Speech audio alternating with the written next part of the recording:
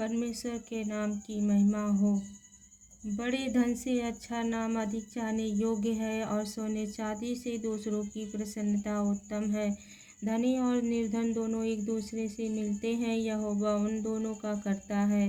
चतुर मनुष्य विपत्ति को आते देखकर छिप जाता है, परंतु भोले लोग आगे बढ़कर दंड भोगते हैं। नम्रता और यहोवा के भय मानने का फल धन, महिमा और जीवन होता है। टेढ़े मनुष्य के मार्ग में कांटे और फंदे रहते हैं, परंतु जो अपने प्राणों की रक्षा करता वह उनसे दूर रहता है। लड़के को उसी मार्ग की शिक्षा दे जिसमें उसको चलना चाहिए, और वह बुढ़ापे में भी उससे ना हटेगा। धनी निर्धन लोगों पर प्रभुता करता है और उधार लेने वाले उधार देने वाले का दास होता है। जो कुटिलता का बीज बोता है वह अनर्थ ही काटेगा, और उसके रोष का सोटा टूटेगा। दया करने वाले पर आशीष फलती है, क्योंकि वह कंगाल को अपनी रोटी में से देता है। ठट्ठा करने वाले को निकाल दे, तब झगड़ा मिट जाएगा और वाद विवाद और अपमान दोनों टूट जाएंगे। जो मन की शुद्धता से प्रीति रखता है और जिसके वचन मनोहर होते हैं, राजा उसका मित्र होता है। यहोवा ज्ञानी पर दृष्टि करके उसकी रक्षा करता है, परंतु विश्वासघाती की बातें उलट देता है। आलसी कहता है, बाहर तो सिंह होगा, मैं चौक के बीच घात किया जाऊंगा। पराई स्त्रियों का मुंह गहरा गड्ढा है, जिससे यहोवा क्रोधित होता वही उसमें गिरता है। लड़के के मन में मूढ़ता की बाट बाँधी रहती है, परंतु अनुशासन की छड़ी के द्वारा वह खोलकर उससे दूर की जाती है। जो अपने लाभ के निमित्त कंगाल पर अधेर करता है और जो धनी को भेंट देता, वे दोनों केवल हानि ही उठाते हैं। बुद्धिमान की 30 नीति वचन। कान लगाकर बुद्धिमानों के वचन सुन और मेरी ज्ञान की बातों की ओर मन लगा। यदि तू उसको अपने मन में रखे और वे सब तेरे मुंह से निकला भी करे तो यह मनभावनी बात होगी। मैंने आज इसीलिए ये बातें तुझको बताई हैं कि तेरा भरोसा यहोवा पर हो। मैं बहुत दिनों से तेरे हित के उपदेश और ज्ञान की बातें लिखता आया हूँ कि मैं तुझे सत्य वचनों का निश्चय करा दूँ, जिससे जो तुझे काम में लगाए उनको तू सच्चा उत्तर दे सके। कंगाल पर इस कारण अंधेर न करना कि वह कंगाल है, और न दीन जन को कचहरी में पीसना, क्योंकि यहोवा उनका मुकदमा लड़ेगा, और जो लोग उनका धन हर लेते हैं उनका प्राण भी वह हर लेगा। क्रोधी मनुष्य का मित्र न होना और झट क्रोध करने वाले के संग न चलना, कहीं ऐसा न हो कि तू उसकी चाल सीखे और तेरा प्राण फंदे में फंस जाए। जो लोग हाथ पर हाथ मारते और ड्योढ़ियों के उत्तरदायी होते हैं, उनमें तू न होना।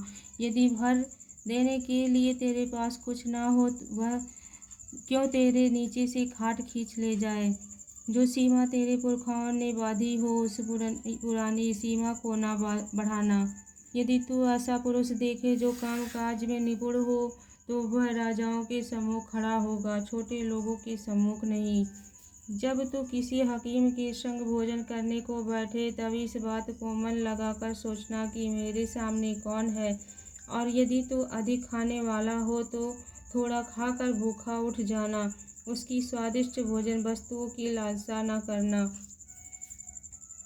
क्योंकि वह धोखे का भोजन है। धनी होने के लिए परिश्रम न करना, अपनी समझ का भरोसा छोड़ना। क्या तू अपनी दृष्टि उस वस्तु पर लगाएगा जो है ही नहीं। वह उकाब पक्षी के समान पंख लगाकर निसंदेह आकाश की ओर उड़ जाता है।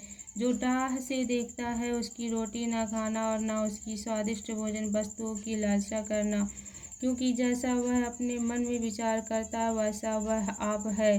वह तुझसे कहता तो है खा पी, परंतु उसका मन तुझसे लगा नहीं।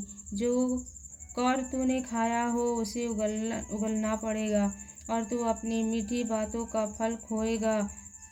मूर्ख के सामने न बोलना, नहीं तो वह तेरे बुद्धि के वचनों को तुच्छ जानेगा। पुरानी सीमाओं को न बढ़ाना और न अनाथों के खेत में घुसना, क्योंकि उनका छुड़ाने वाला सामर्थी है, उनका मुकदमा तेरे संग वही लड़ेगा। अपना हृदय शिक्षा की ओर और अपने कान ज्ञान की बातों की ओर लगाना। लड़की की ताड़ना न छोड़ना, क्योंकि यदि तू उसको छड़ी से मारे तो वह न मरेगा। तू उसको छड़ी से मार कर उसका प्राण अधोलोक से बचाएगा। हे मेरे पुत्र, यदि तू बुद्धिमान हो तो मेरा ही मन आनंदित होगा, और जब तू सीधी बातें बोले तब मेरा मन प्रसन्न होगा। तू पापियों के विषय मन में डाह न करना, दिन भर यहोवा का भय मानते रहना, क्योंकि अंत में फल होगा और तेरी आशा न टूटेगी। हे मेरे पुत्र, तू सुनकर बुद्धिमान हो और अपना मन सुमार्ग में सीधा चला। दाख मधु के पीने वालों में न होना, न मांस के अधिक खाने वालों की संगति करना, क्योंकि पियक्कड़ और पेटू अपना भाग खोते हैं और पीनक वाले को चिथड़े पहनने पड़ते हैं। अपने जन्माने वाले पिता की सुनना, और जब तेरी माता बूढ़ी हो जाए तब भी उसे तुच्छ न जानना। सच्चाई को मोल लेना, बेचना नहीं, और बुद्धि और शिक्षा और समझ को भी मोल लेना। धर्मी का पिता बहुत मगन होता है, और बुद्धिमान का पिता जन्माने वाले उसके कारण आनंदित होता है। तेरे कारण तेरे माता पिता आनंदित और तेरी जननी मगन हो। हे मेरे पुत्र, अपना मन मेरी ओर लगा और तेरी दृष्टि मेरे चाल चलन पर लगी रहे। वेश्या गहरा गड्ढा ठहरती है और पराई स्त्री सकरे कुएं के समान है। वह डाकू के समान घात लगाती है और बहुत से मनुष्यों को विश्वासघाती कर देती है। कौन कहता है हाय, कौन कहता है हाय हाय, कौन झगड़े रगड़े में फंसता है, कौन बकबक करता है, किसके कारण घाव होते हैं, किसकी आंखें लाल हो जाती हैं। उनकी जो दाख मधु देर तक पीते हैं और जो मसाला मिला हुआ दाख मधु ढूंढने को जाते हैं। जब दाख मधु लाल दिखाई देता है और कटोरे में उसका सुंदर रंग होता है, और जब वह धार के साथ उड़ेला जाता है तब उसको न देखना, क्योंकि अंत में वह सर्प के समान डसता है और करैत के समान काटता है। तू विचित्र वस्तुएं देखेगा और उल्टी सीधी बातें बकता रहेगा। तू समुद्र के बीच लेटने वाले या मस्तूल के सिरे पर सोने वाले के समान रहेगा। तू कहेगा कि मैंने मार तो खाई है परंतु दुखी नहीं हुआ। मैं मिट तो गया परंतु मुझे कुछ सुधि ना थी। मैं होश में कब आऊं, मैं तो फिर मदिरा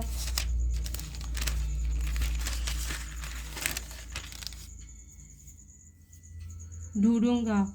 बुरे लोग के विषय में डाह न करना और न उनकी संगति की चाह रखना, क्योंकि वे उपद्रव सोचते रहते हैं और उनके मुँह से दुष्टता की बात निकलती है।